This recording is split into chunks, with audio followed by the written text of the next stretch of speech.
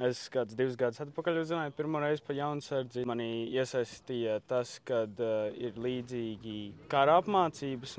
Tajā laikā viss tas interesēja. Pieteicos, gribēju paskatīties, kā tur ir. Izbaudīju savu laiku. Uzzināju pagājušajā gadā. Es atnācu, jo man likās, ka tā būs lieliska iespēja iemācīties iekrunāt ugunskura vai ko tādu, ko, piemēram, skolā neiemāca. Man, piemēram, liels pārsteigums bija tas, ka es nebiju gaidījusi. Būs tiešām jāmācās par ekipējumu. Es gaidīju, ka būs nometnes tikai Rīgas lokā, bet jau tālāk mums bija nometnes no visas Latvijas.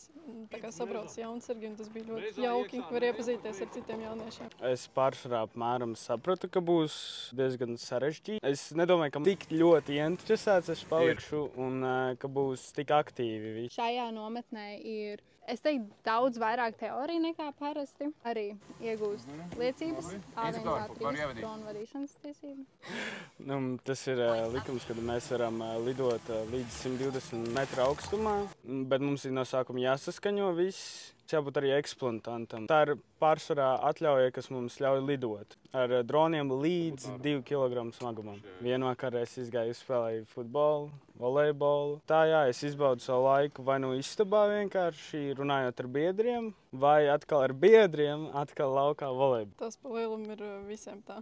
Lieliska dzīves skola, lietas, ko skolā neiemāca. Es pateiktu, ka vairāk no tā, ka es jūtos kā Latvijas patriots, daudz tuvāk Latvijai. Sākšu ar imū kalibrāciju.